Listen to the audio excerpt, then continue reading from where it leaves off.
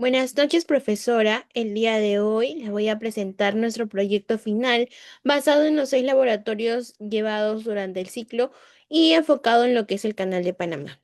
Mi nombre es Yerixa Brigic Abalochero y este trabajo fue realizado junto al compañero Margarejo Carlos Oné. En este caso, nosotros sabemos que el suelo es la clave para poder realizar obras a gran escala. En el caso del Canal de Panamá, cabe recalcar que se obtuvo el estudio de suelos, que era un suelo tropical, el cual tiene alta variabilidad en lo que es arcillas, limos y suelos residuales. Los ensayos de laboratorio que se han llevado a lo largo de este ciclo académico nos permiten a nosotros conocer propiedades como la plasticidad, la compactación, la humedad, la resistencia y la permeabilidad.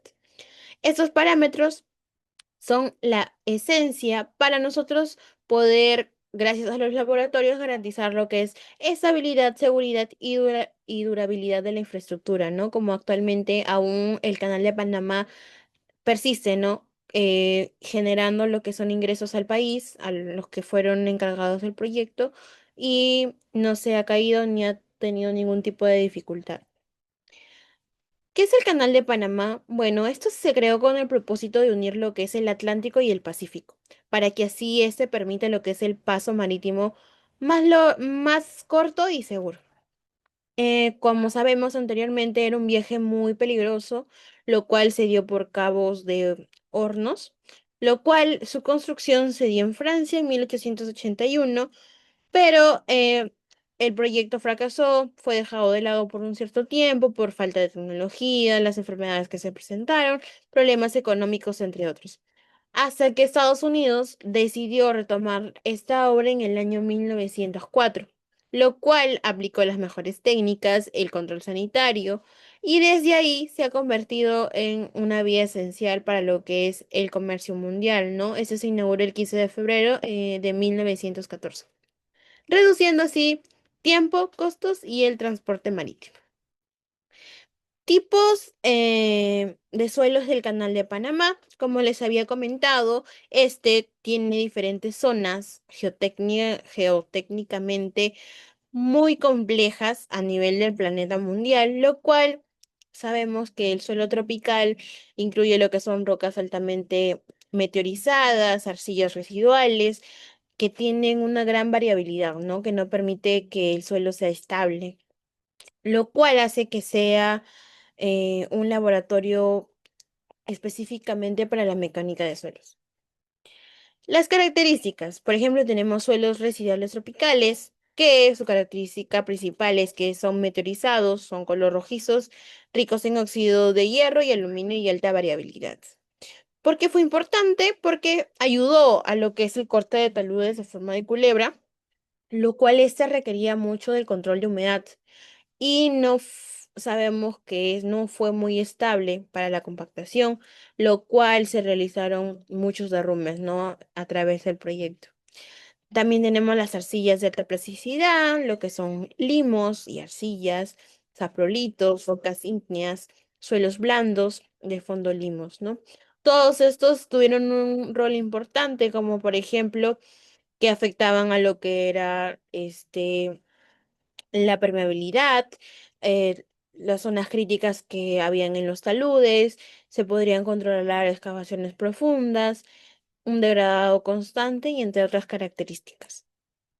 ¿Por qué es importante en nuestros laboratorios para este canal? En el caso de la granulometría, diseñó lo que es los filtros en las presas, ¿no? Y controló lo que era la erosión interna para poder así seleccionar diferentes materiales, ¿no? Que se podían utilizar para esta obra.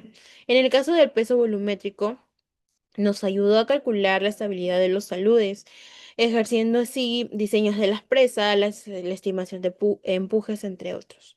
Y así sucesivamente con todos los laboratorios, el laboratorio del CBR, que diseñó los drenes, filtros, los pavimentos, las plataformas que soportaban a la maquinaria pesada. ¿Por qué los suelos hacen que el Canal de Panamá, ese tipo de suelos hacen que el Canal de Panamá sea geotécnicamente único? Bueno, uno, porque fue construido a pesar de estos obstáculos, ¿no? Fueron suelos extremadamente inestables. Hubieron mucho lo que es, ayudaban a lo que era la resistencia, el cambio de humedad, y o sea, era un cambio muy drástico.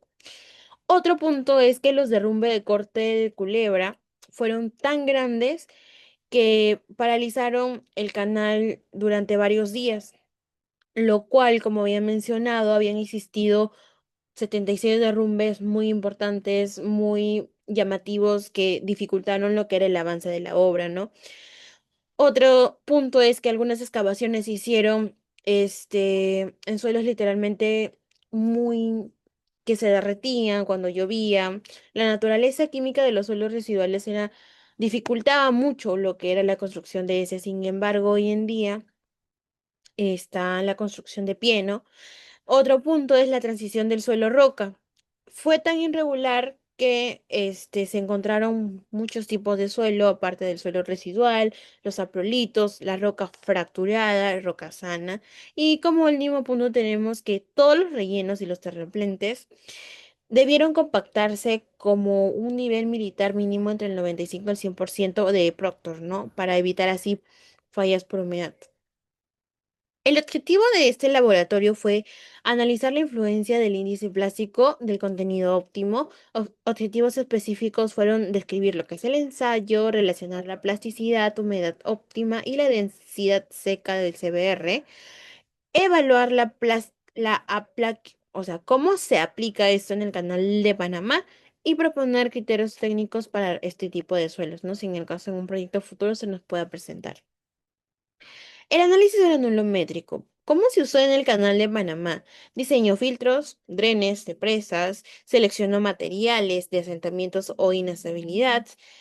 Un impacto directo que tuvo fue que evitó las fallas hidráulicas y garantizó que el agua no arrastre los suelos finos que comprometan a las presas o esclusas, ¿no?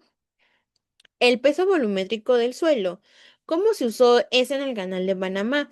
Ayudó a terminar las masas de suelos en los taludes de corte de Culebra, lo cual fue esencial para hallar el factor de seguridad frente a los deslizamientos. Otro punto es que ayudó a estimar las cargas sobre cimentaciones en zonas de relleno y presas. El error es que se puede sobreestimar y lo cual genera una presión efectiva en el suelo. Otro punto importante de por qué se usó este tipo de laboratorio fue para calcular el volumen de materiales necesarios que podría requerirse para el rellenado gigante de lo que es el canal de Panamá, ¿no? Lo cual, el impacto directo de este laboratorio fue que evitó los deslizamientos en taludes inestables y determinó el material que debe manejarse en este tipo de obras a gran escala, ¿no? Otro, una pregunta muy frecuente es, ¿qué evalúa mayormente el peso volumétrico del suelo? Es que es importante en el caso de este canal, ¿no? Calculó lo que fue los esfuerzos ya lo había mencionado, el peso propio del factor, lo que era el corte de culebra, diseñó las presas y estimó cantidades de material en excavaciones y rellenos y controló el comportamiento del suelo bajo la saturación. ¿Por qué es crítico en este caso el peso volumétrico en el canal de Panamá? Bueno, en este caso hubo principales factores que fue las fallas activas del talud, la estabilidad, la presión efectiva, los asentamientos, el cambio de suelo cuando se satura. Entonces, en este caso, el canal de Panamá es un sistema donde los suelos pueden estar totalmente secos, semisaturados, completamente sumergidos, ¿no? Por eso es que se utiliza este parámetro, ¿no? La aplicación del peso volumétrico en la construcción original fue que, por ejemplo, eh, la estabilidad de los taludes, los ingenieros usaron lo que era esfuerzos cortantes, presiones, factores de seguridad. De ahí tenemos lo que era la densidad de la óptima de los terraplentes, la capacidad de soporte, la estabilidad estática y sísmica, ¿no? La gravedad específica. Esa es la parte 2 del proyecto del laboratorio número 2. el cual el canal, ¿cómo se usa el canal? En este caso nos permite calcular la relación de vacíos y la saturación. Ayuda a determinar la composición mineralógica de los suelos tropicales, determina si un suelo puede ganar o perder resistencia al saturarse y así garantizar que los suelos que estén en contacto con variaciones a nivel freático no pierdan la estabilidad por el exceso de agua. ¿Por qué fue importante en en el canal de Panamá la gravedad específica? Uno, porque determinó que el suelo pueda licuarse. El GNS mayormente calculó el grado de saturación de este tipo de suelo, lo cual nos indica si pierde resistencia, si el volumen fue bajo la vibración, si tiene suelos lateríticos, residuales, y así nosotros conocer el tipo de mineralogía, ¿no? Que se obtiene como expansión, la contracción, la reacción ante la humedad, entre otras características. En el caso del canal de Panamá, ¿por qué fue crítica la gravedad específica? Bueno, porque como se había mencionado, este tipo de suelos tenía muchos minerales pesados, como lateritas, óxidos de hierro, arcillas residuales, entonces complicaba un poco más, lo cual hacía que nuestra gravedad específica varíe mucho y afecte directamente al proceso geotécnico.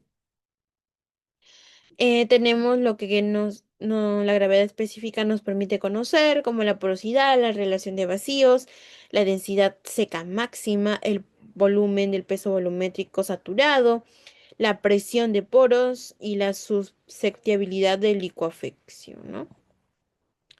En ese caso se aplicó de manera en que las presas como Gatún y Miraflores necesitaron de la baja permeabilidad, la alta cohesión y un GNS demasiado determinado. Entonces, en ese caso, nuestro laboratorio fue muy importante para calcular lo que era o indicar si teníamos este tipo de minerales, si eran rígidos, si eran buenos para crear un buen relleno estructural, predecir el comportamiento del suelo, ¿no? En el caso del suelo tropical, que podría haber una posible expansión o contracción, saturación crítica, porque este tipo de suelos es un poco complicado manejar, ¿no?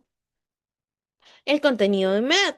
En este caso, el contenido de humedad controló la compactación diaria de los terraplentes, determinó si los taludes de corte culebra estaban en condiciones críticas tras las lluvias, ¿no? Que habían constantes lluvias en ese país.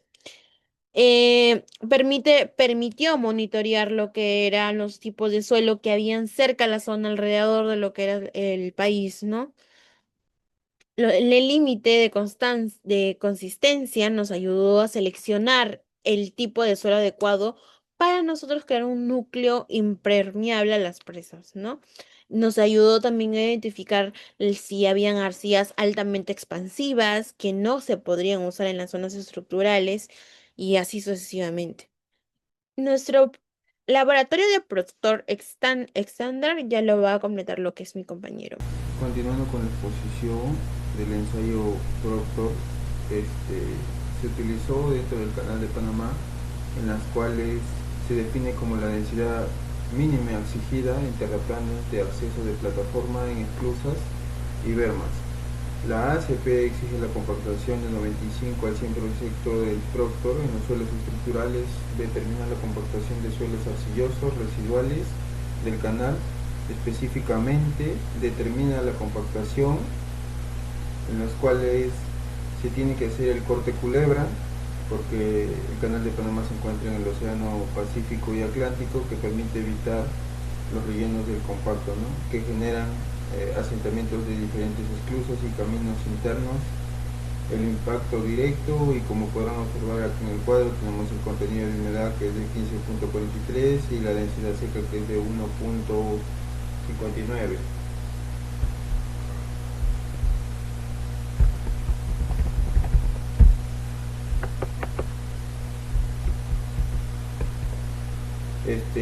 Como primer paso hemos hecho la toma de muestras del terreno. Este es un lugar de zona tropical, en las cuales llueve mucho y suele salir mucho el sol, ¿no? En las cuales tomamos la muestra junto con el ensayo Proctor, con el martillo Proctor, aplicando diferentes tipos de ensayos, de golpes, y también nos fuimos a la compactación del molde Proctor, el cálculo de la densidad, las determinaciones de la barrera del cálculo del concreto del canal de Panamá, y la densidad del agua y el tipo de tierra que puede soportar este fenómeno, ¿no?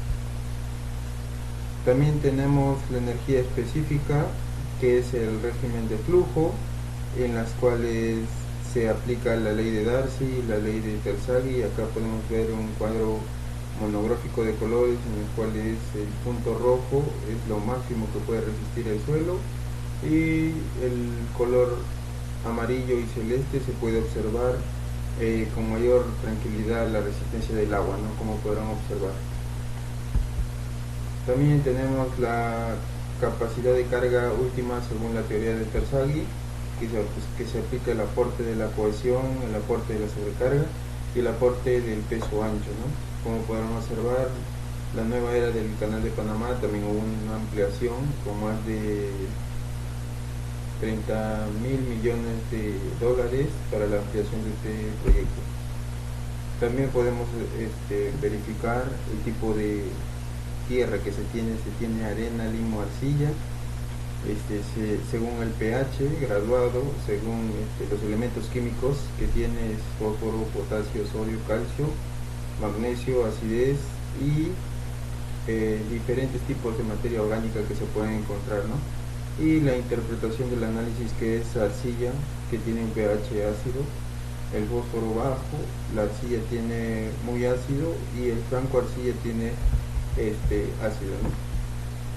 También podemos hallar la curva de saturación y el punto máximo al que llega a resistir, y el corte del proceso de los aluviales, que cuando llueve en este tipo de climas se retrae la tierra, y las fases A, B, C de la tierra de ese lugar, ¿no?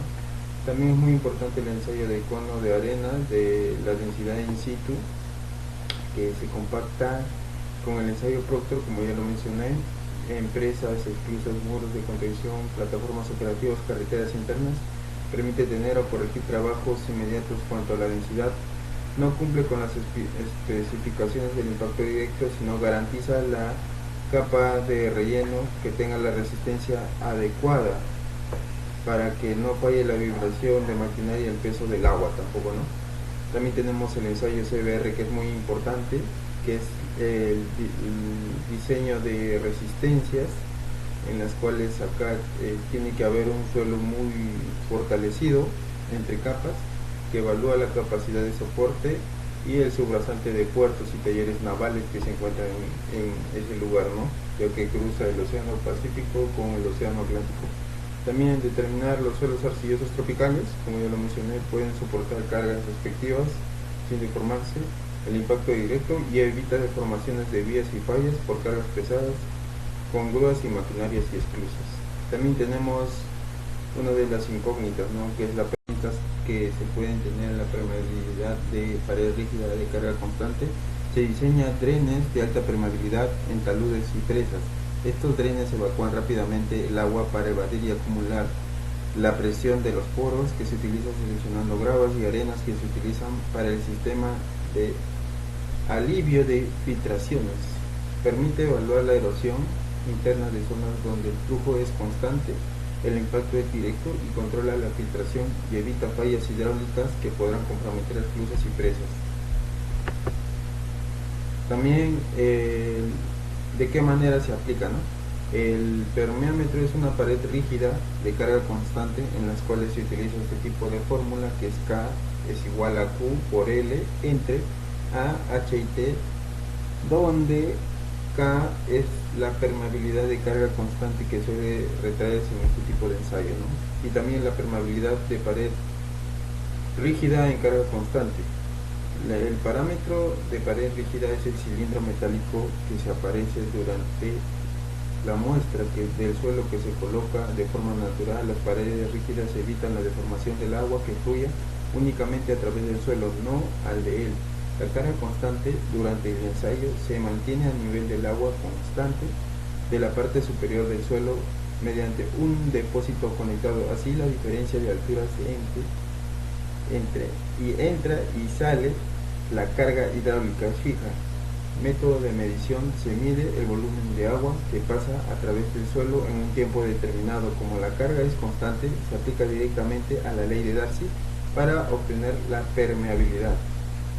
Como podrán ver, acá tenemos la ley de Darcy, que es el nivel freático, la zona de carga y recarga, los acueductos del río y por último la fórmula de la ley de Darcy, que es K, que es el coeficiente de permeabilidad, entre H, que es la altura del tope de la zona de recarga, y el gradiente hidráulico y la velocidad del agua, que se puede ver la longitud, ¿no? También tenemos la permeabilidad de la pared flexible en carga variable. ¿Cómo se usa en el canal? Se mide la permeabilidad ultra baja del núcleo impermeable de presas. El núcleo es vital para retener el agua de un lago gato. Evalúa las arcillas residuos de la zona en fundamentación para controlar filtraciones, determinando así que el proyecto sea aplicado. Determinar el material que es adecuado como barrera hidráulica y estructural. De esta manera se puede realizar el proyecto del Canal de Panamá, que permite entender la rapidez con la que suben presiones de poros y taludes saturados. También se puede ver el impacto directo, evita la pérdida de agua de erosión interna, las fallas y filtraciones que son criticadas en la operación del canal o al desborde del agua. La permeabilidad de la pared flexible de carga es variable, es uno de los ensayos más importantes con los que se trabaja con la arcilla y limas.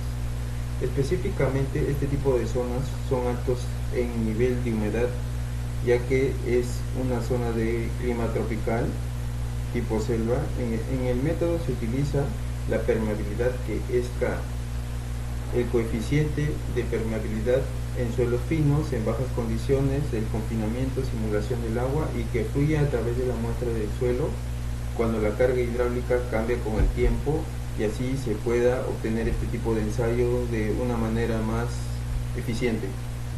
También, como primer punto, tenemos la comprobación de la impermeabilidad del núcleo. Como segundo punto tenemos la evaluación de arcillas residuales en la zona, y tercer punto, el diseño de barreras hidráulicas, que es muy importante para tener una mayor infiltración al concreto con taludes, muros y canales de descarga, ¿no?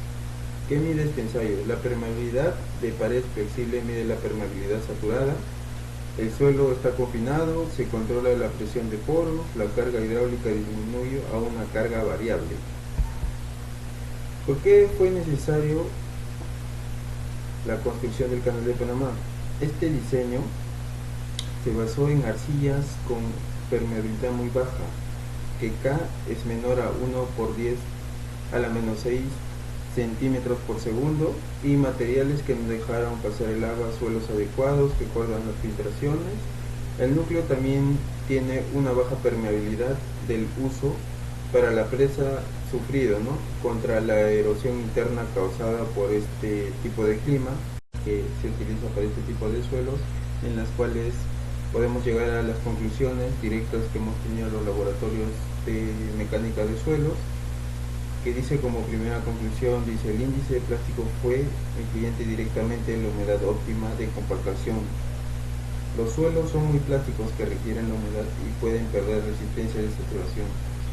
Como tercer punto tenemos el Proctor y el CBR, y la permeabilidad confirman la relación del IP, densidad seca, y la capacidad portante. Y como por último punto tenemos: los ensayos cumplen un rol fundamental en el diseño y el control de obras.